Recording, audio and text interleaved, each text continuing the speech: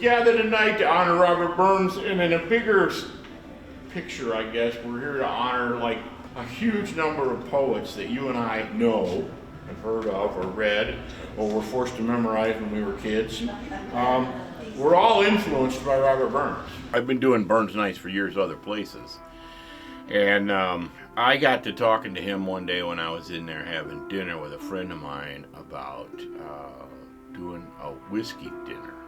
And I was looking for a venue in town here to do these, because I travel a lot doing them. And one thing led to another, and we did some whiskey events, and then I was in there one day and I said, well, you know, have you ever thought about doing like some kind of holiday? And I said, well, I do these things called Robert Burns Night.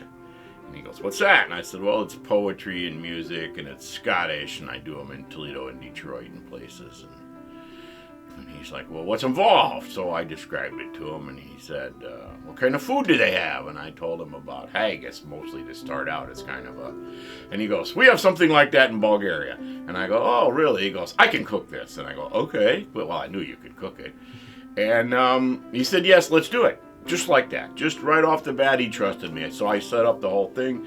I gave him a menu, and we came up with a format that fit the restaurant, and we put one on, and we had a great time, and let's make it an annual event, and we did. And he's jumped right in on it. We've had a great time.